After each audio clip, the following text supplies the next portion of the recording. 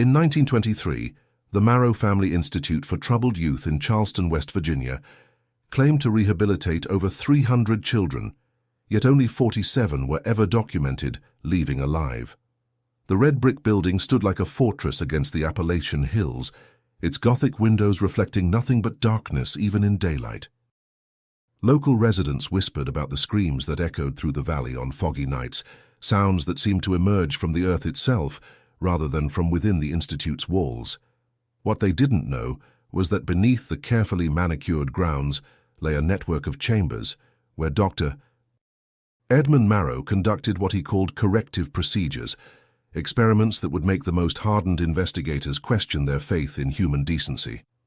The children who entered those gates weren't just being reformed, they were being systematically broken down, rebuilt, and in many cases permanently silenced. The institution's reputation. The Marrow Family Institute for Troubled Youth opened its doors on September 15, 1921, in Charleston, West Virginia, amid fanfare that would seem impossible to imagine given what we now know about its true nature.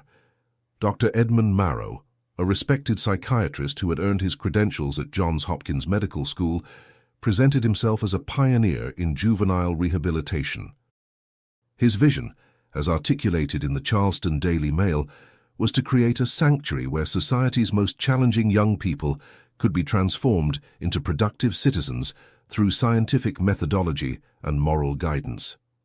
The Institute occupied a sprawling 40-acre estate on the outskirts of Charleston, purchased with funds from the Marrow family fortune, money earned through coal mining operations that had dominated the region since the 1880s. The main building, an imposing structure of red brick and limestone, featured 3 stories of dormitories, classrooms, and what Dr. Marrow called treatment facilities. The architecture deliberately evoked the grand educational institutions of New England, with ivy-covered walls and Gothic revival details that suggested both learning and permanence. Dr. Marrow himself cut an impressive figure in Charleston society. Born in 1875 to William and Catherine Marrow, he had grown up in privilege, attending private schools before pursuing his medical education. His doctoral thesis, Behavioral Modification Through Environmental Control, had been published in the American Journal of Psychiatry in 1919 and was considered groundbreaking work in the field of juvenile psychology. Colleagues described him as brilliant but intense, a man whose dedication to his work bordered on obsession. The Institute's board of directors read like a who's who of West Virginia society. Charles Franklin, president of Charleston First National Bank, served as chairman. Margaret Wells, wife of coal baron Thomas Wells, headed the Ladies' Auxiliary that organized fundraising events. Robert Anderson, the state's attorney general, provided legal oversight. These weren't fringe figures operating in society's shadows. They were the pillars of their community, lending their reputations to what they believed was a noble cause. Local newspapers covered the Institute's activities with glowing coverage. The Charleston Gazette published regular features about Dr. Marrow's innovative techniques, describing therapy sessions where difficult children learn discipline through structured activity, and educational programs that instill moral values through rigorous academic instruction. The paper reported that parents from across the tri-state area were sending their troubled adolescents to Charleston, confident that Dr. Marrow's methods would succeed where traditional approaches had failed. The Institute accepted children between the ages of 12 and 18, most of whom had been referred by juvenile courts, schools, or desperate families. The admission criteria were deliberately vague, encompassing everything from petty theft and truancy to what Dr. Marrow termed moral deficiency and anti-social tendencies. The monthly fee of $50, equivalent to nearly $800 today, ensured that only families of means could afford the program, though Dr. Marrow occasionally accepted charity cases for research purposes. What made the Institute particularly attractive to parents and officials was Dr. Marrow's guarantee of results. Unlike other reformatories that simply promised to warehouse difficult children, the Marrow Institute offered transformation. Families were told that after completing the program, typically lasting between 6 months and 2 years, their children would return home as model citizens, cured of whatever behavioral problems had necessitated their placement. The Institute's daily schedule, as described in promotional materials, seemed rigorous but reasonable. Children woke at 6 o'clock for calisthenics and personal hygiene. Breakfast was followed by 4 hours of academic instruction in mathematics, literature, history, and science. Afternoons were devoted to vocational training. Boys learned carpentry, agriculture, and mechanics, while girls studied domestic arts, nursing, and clerical skills. Evenings included structured recreation, group therapy sessions, and personal reflection time before lights out at 9 o'clock. Dr. Marrow personally conducted what he called individual assessment sessions with each child upon admission.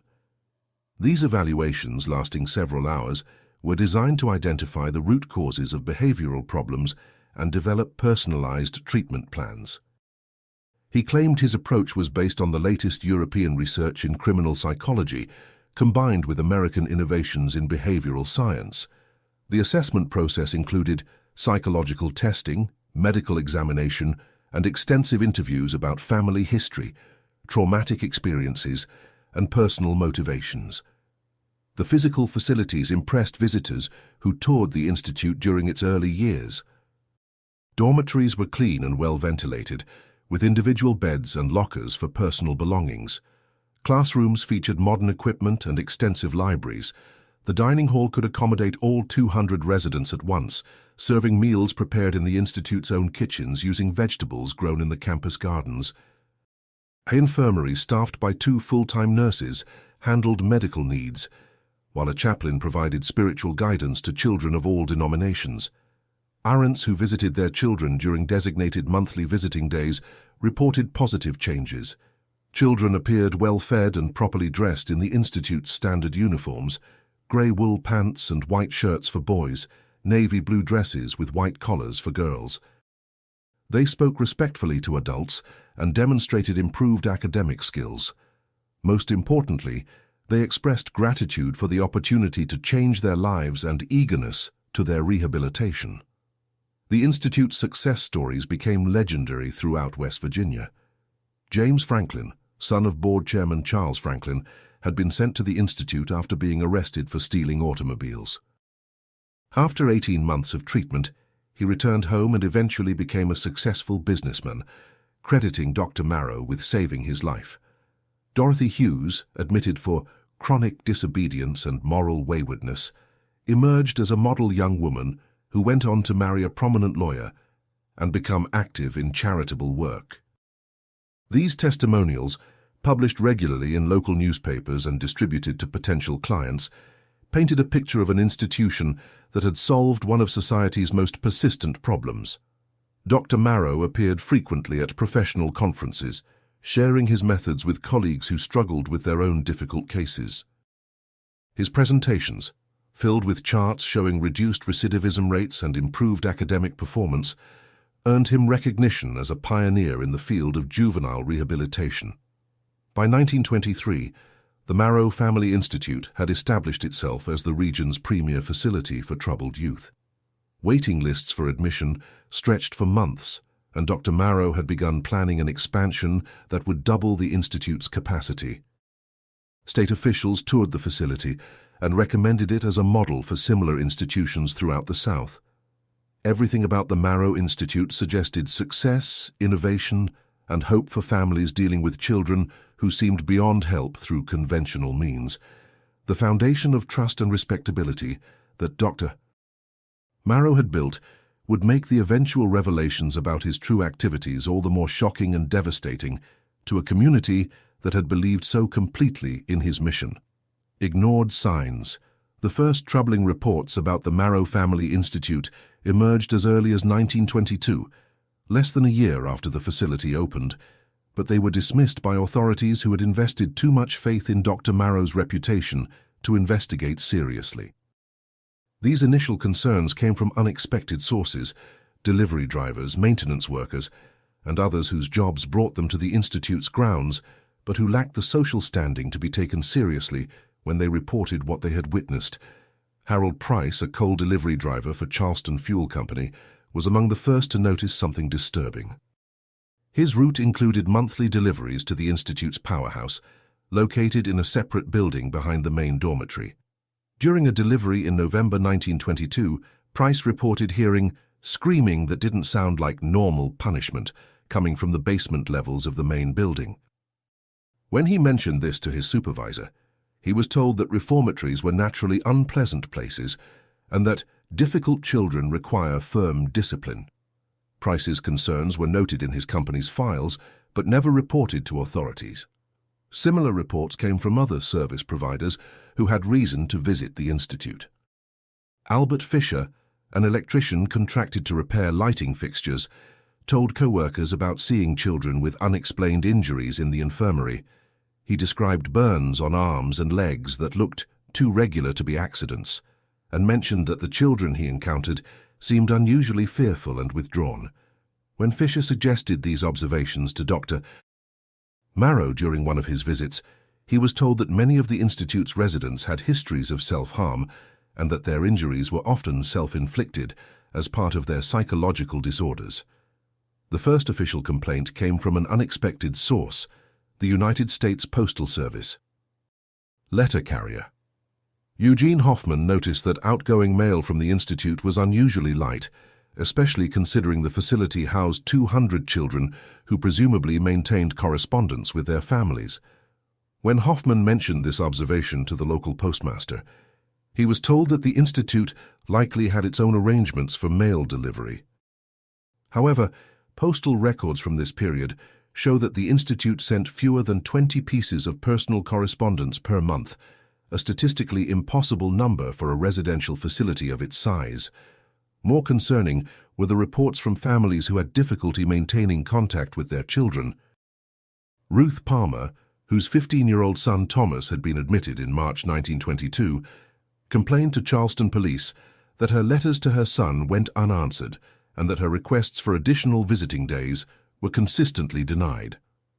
Dr. Marrow explained to Mrs. Palmer that her son was progressing through a crucial phase of treatment during which outside contact could be counterproductive. He assured her that Thomas was doing well and would be ready for family visits once his therapy reached an appropriate stage. The pattern of limited communication between families and their children became increasingly common as the institute's enrollment grew.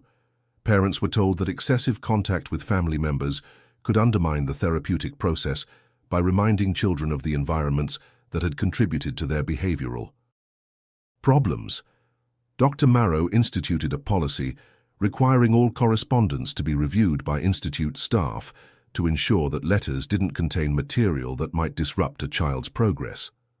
Outgoing letters from children were similarly monitored and edited to remove content that might unnecessarily worry parents or reveal details about treatment methods that families might not understand. By late 1922, several families had requested to remove their children from the institute before their treatment programs were complete. These requests were generally discouraged by Dr. Marrow, who argued that premature departure could cause significant psychological damage and likely result in behavioral regression. He cited professional literature, suggesting that interrupted therapy could make children worse than they had been before treatment began. Most families, lacking expertise in psychological matters and intimidated by Dr. Marrow's credentials, agreed to allow their children to complete their programs as originally planned. The institute's isolation contributed to the lack of outside oversight. Located several miles from Charleston Center, surrounded by forest and accessible only by a single winding road, the facility was effectively removed from casual observation. Unlike schools or hospitals that operated under regular public scrutiny, the institute functioned as a closed system where Dr. Marrow's authority was absolute and unquestioned. Staff members lived on campus in separate quarters and were discouraged from discussing their work with outsiders to protect the confidentiality of therapeutic processes. Those staff members who did express concerns found themselves quickly marginalized or dismissed. Marie Douglas, a nurse hired in January 1923, lasted only 6 weeks before being terminated for what Dr. Marrow called unprofessional conduct and violation of patient confidentiality.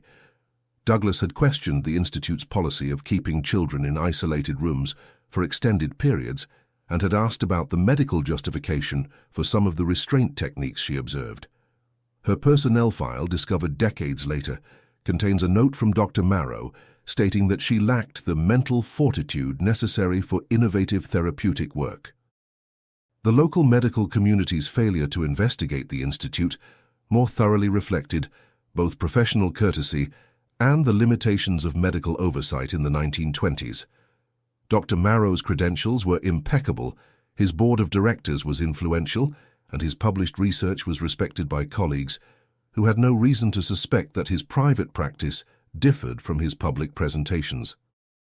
Medical licensing boards of the era focused primarily on educational qualifications and professional conduct in public settings, not on detailed examination of treatment methodologies in private institutions.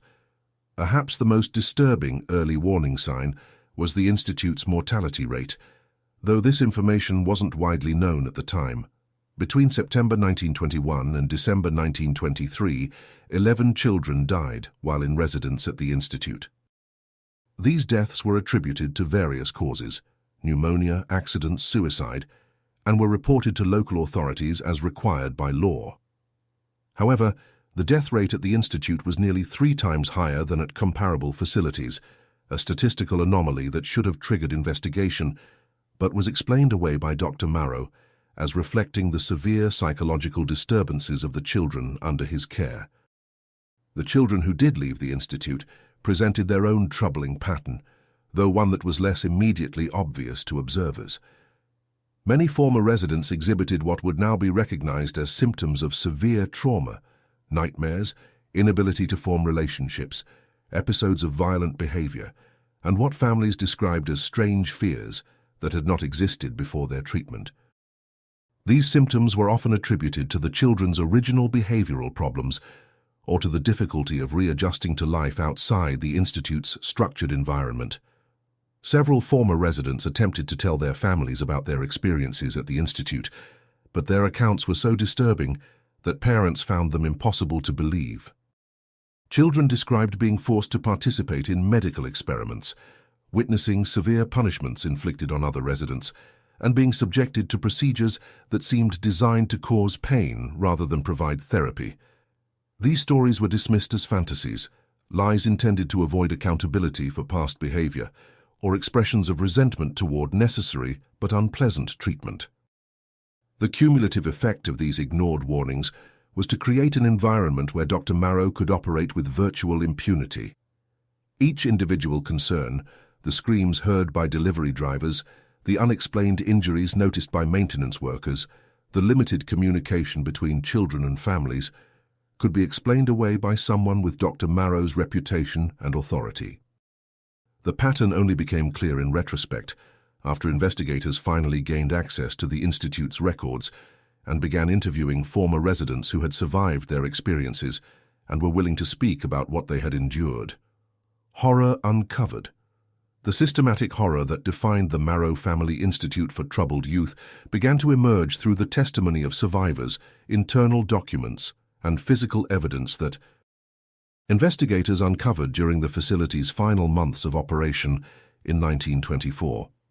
What they discovered was not a rehabilitation center, but a laboratory where Dr. Edmund Marrow conducted human experiments that violated every principle of medical ethics and human decency.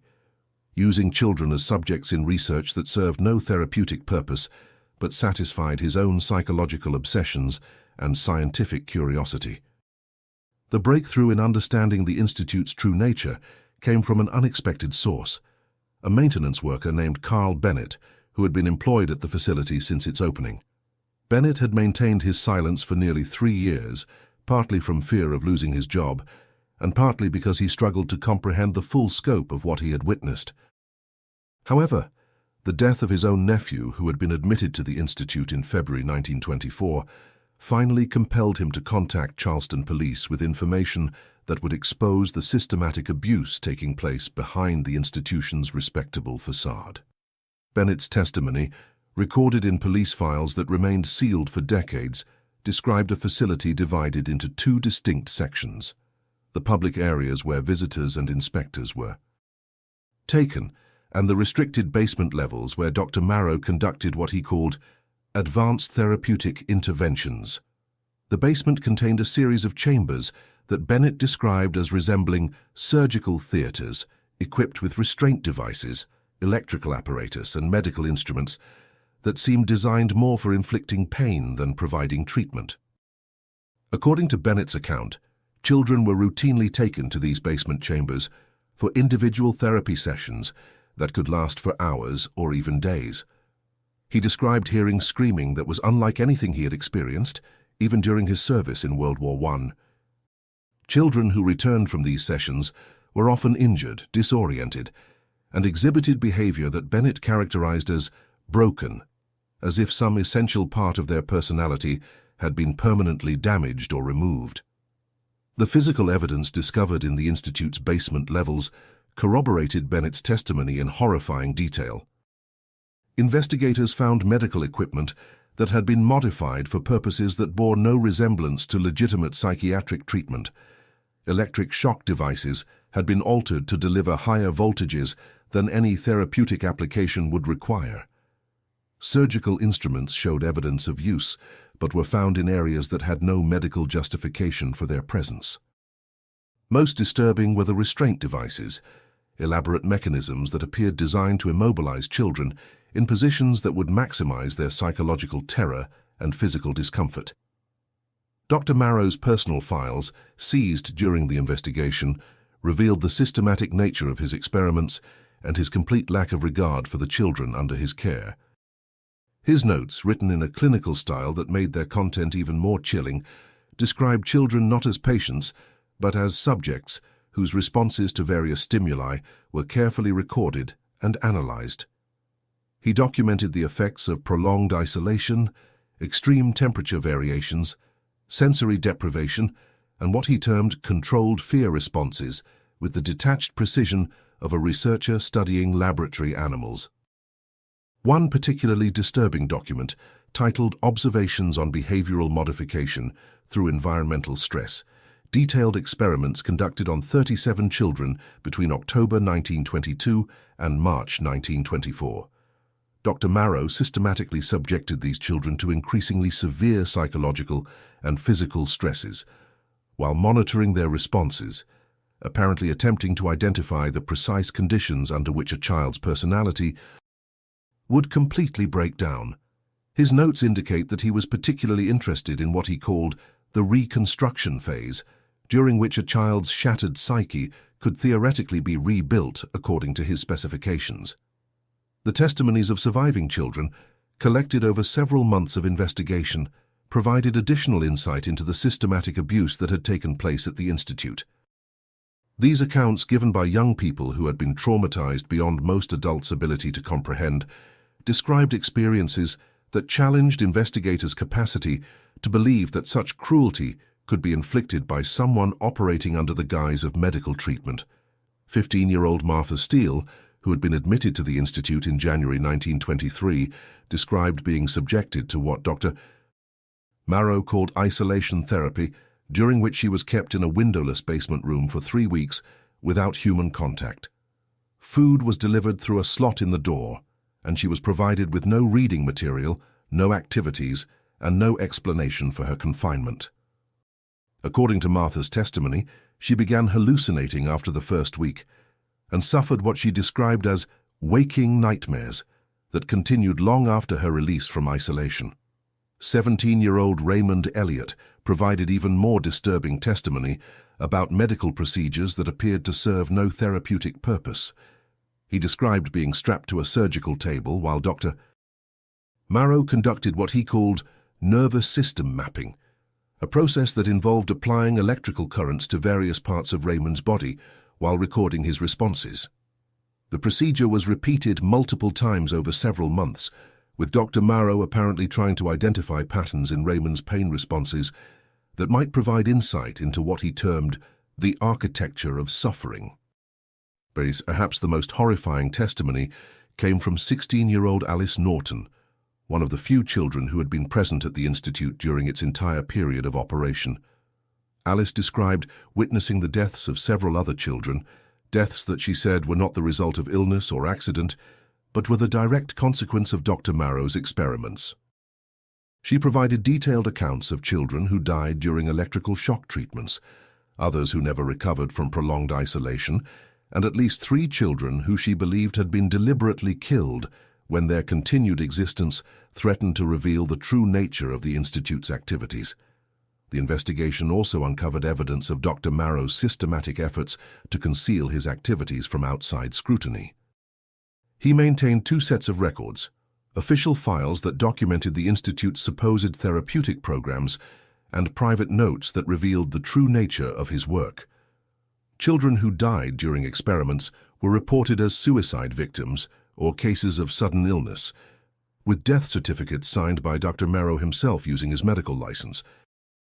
Children who survived but were too damaged to return to their families were transferred to other institutions or simply listed as runaways in official records.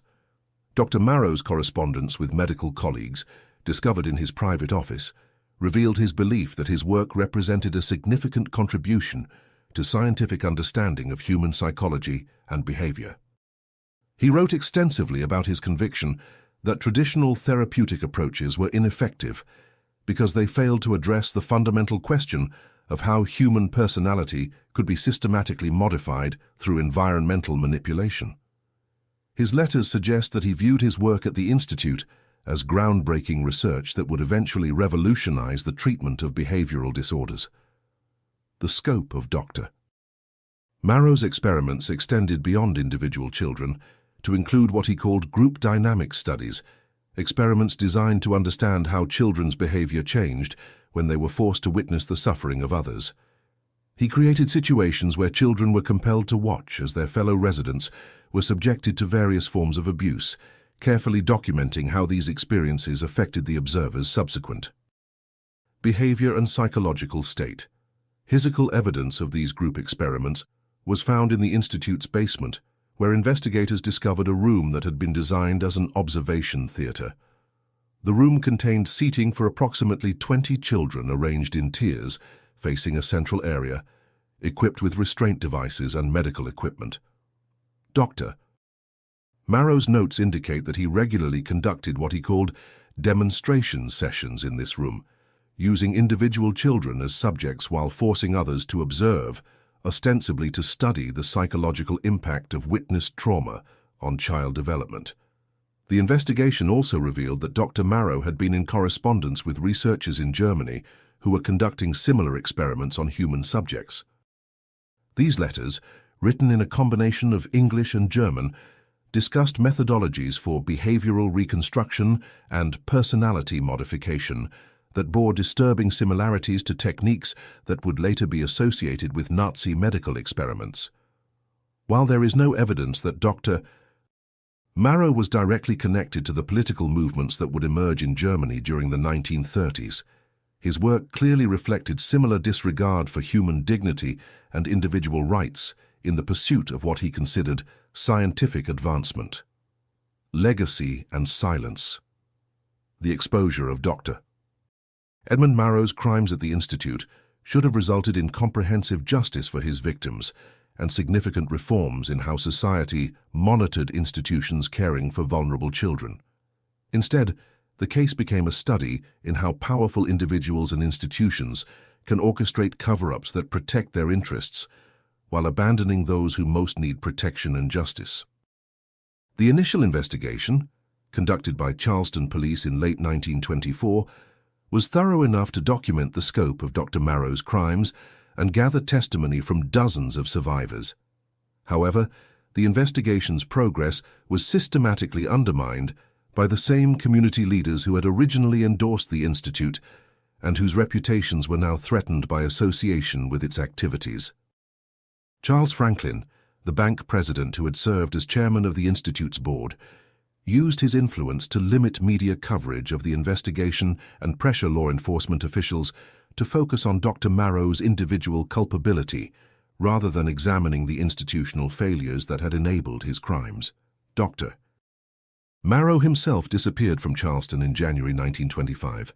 Apparently warned by supporters that criminal charges were imminent, His whereabouts during the months following his departure remain unknown, though records suggest he may have traveled to South America using documents provided by associates who feared that his capture and trial would expose their own negligence in overseeing the Institute's operations.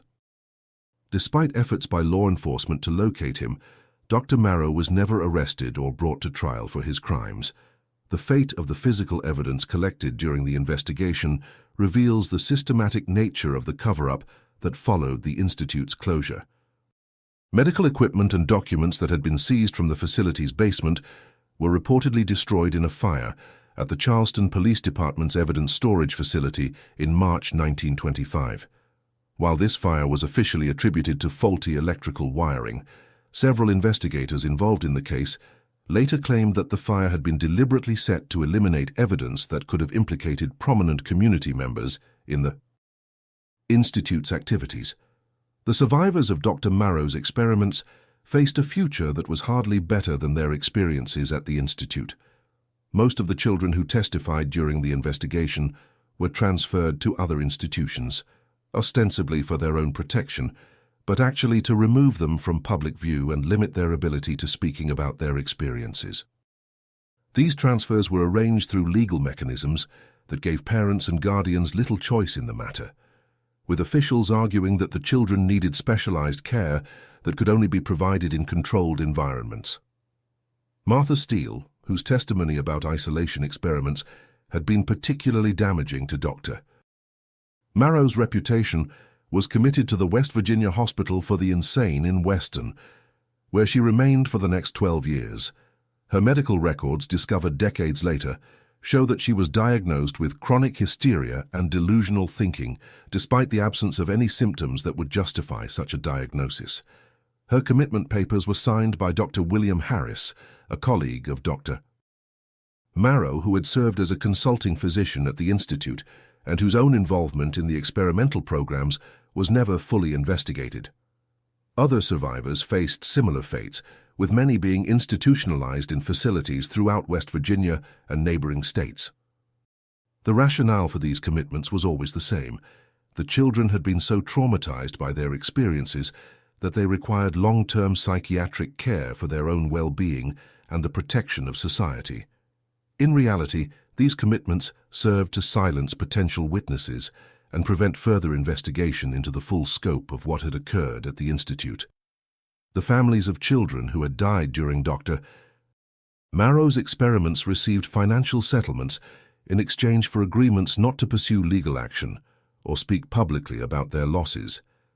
These settlements, arranged through a trust fund established by the Institute's board of directors, were substantial enough to provide some compensation for the family's grief, but were structured in ways that prevented them from seeking additional justice through the courts. The settlement agreements included specific clauses requiring families to sign statements, acknowledging that their children's deaths had been the result of pre-existing medical conditions rather than institutional negligence or abuse. The broader medical community's response to the revelations about the Institute reflected the same pattern of self-protection and denial that characterized other aspects of the cover-up. Rather than conducting a thorough examination of how Dr. Marrow had been able to operate without oversight for nearly 3 years, medical associations focused on portraying him as an isolated case of individual corruption that did not reflect broader problems within the profession. The American Psychiatric Association issued a statement expressing regret about the incidents at the Institute while emphasizing that Dr. Marrow's actions violated established ethical standards and did not represent accepted therapeutic practices. This response ignored substantial evidence that Dr. Marrow's work had been known to colleagues who had failed to report their concerns to appropriate authorities. Several physicians who had visited the Institute during its operation later admitted privately that they had observed troubling practices but had chosen not to intervene because they trusted Dr. Marrow's professional judgment and did not want to interfere with what they assumed were legitimate research activities. These admissions never became part of the public record, and none of these physicians faced professional sanctions for their failure to protect the children under Dr. Marrow's care. The Institute's physical facilities were demolished in 1926. officially because the buildings had been contaminated by disease, but actually to eliminate any remaining evidence of what had occurred there. The demolition was conducted quickly and thoroughly, with workers instructed to burn all materials rather than salvaging anything that might have contained traces of the Institute's activities. The site was eventually sold to a coal mining company that stripped the land for mineral resources, permanently altering the landscape where so many children had suffered and died. Official records related to the Institute were systematically purged from government files over the following decades. Death certificates for children who had died during Dr. Marrow's experiments were altered to remove references to the Institute, making it appear that these children had died in other circumstances. Admission records that would have documented which children had been sent to the Institute were destroyed or lost, making it impossible for researchers to identify all of the victims or contact survivors who might have been willing to speak about their experiences. The long-term impact on survivors who managed to avoid institutionalization was profound and lasting. Those who returned to their families often found that their accounts of what they had experienced were not believed or were dismissed as expressions of mental illness brought on by their original behavioral problems. Many survivors struggled with what would now be recognized as severe post-traumatic stress disorder, but in the 1920s and 1930s, their symptoms were attributed to moral weakness or continued criminal tendencies rather than being understood as the natural result of systematic abuse and torture. Several survivors attempted to tell their stories to journalists and researchers over the years, but their accounts were consistently dismissed or ignored by publications that did not want to challenge the official narrative about the Institute's closure. The few articles that were published about the case focused on Dr. Marrow's disappearance and portrayed him as a rogue physician whose crimes had been quickly discovered and stopped by vigilant authorities, omitting any discussion of the systematic cover-up that had followed or the continued suffering of his victims. By the 1950s, the Marrow Family Institute had been largely forgotten by the general public, remembered only as a minor scandal involving a disturbed physician who had briefly abused his position before being stopped by appropriate authorities.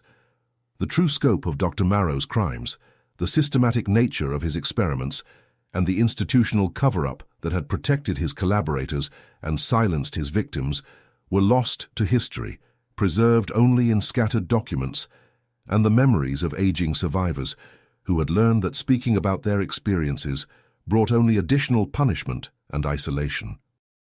The case of the Marrow Family Institute represents more than just an individual instance of medical abuse. It demonstrates how societies can systematically fail to protect their most vulnerable members while maintaining the illusion that appropriate safeguards exist. The children who suffered and died at the Institute were failed not only by Dr. Marrow but by every adult who had the power to investigate, intervene or seek justice on their behalf. Their legacy is not just the trauma they endured, but the silence that was imposed upon them and the erasure of their experiences from historical memory, ensuring that the lessons that might have been learned from their suffering were never acknowledged or applied to prevent similar tragedies in the future. If this story impacted you, if you stayed until the end, it's because you feel these hidden truths also need to be exposed.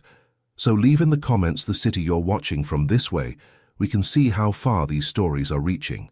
And subscribe to the channel.